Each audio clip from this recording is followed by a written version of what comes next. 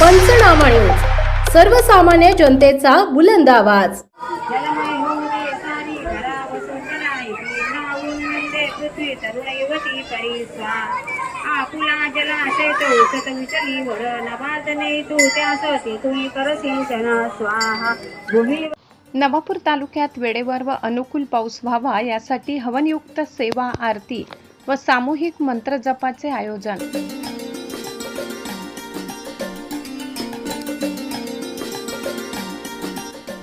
अखिल भारतीय श्री स्वामी समर्थ गुरुपीठ त्र्यंबकेश्वर यांच्या मार्गदर्शनाखाली आयोजन.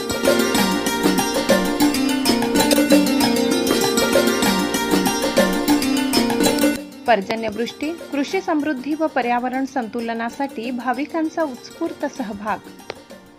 परमपूज्य गुरुमाऊली यांच्या आज्ञा व आशीर्वादाने अखिल भारतीय श्री स्वामी समर्थ गुरुपीठ त्र्यंबकेश्वर नाशिक यांच्या वतीने संपूर्ण देशात तसेच महाराष्ट्रात वेळेवर व अनुकूल पर्जन्यवृष्टी व्हावी या उद्देशाने पर्जन्य सुक्त पठण सेवा आयोजित करण्यात येत आहे.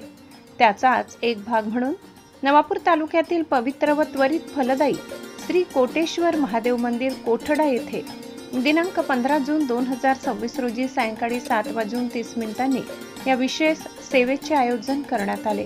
ही सेवा नवापूर तालुक्याच्या इतिहासात प्रथमच आदिवासी ग्रामीण भागात पार पडली. या कार्यक्रमात कोठडा गावातील मोठ्या संख्येने शेतकरी बांधव सहभागी झाले होते. या उपक्रमामुळे बळीराजाचा आत्मविश्वास वाढावा तसेच येणारा पाऊस सुखकर व अनुकूल व्हावा यासाठी पर्जन्य देवतेला प्रसन्न करण्याच्या उद्देशाने पर्जन्य सुक्त हवनयुक्त पाठ करण्यात आला.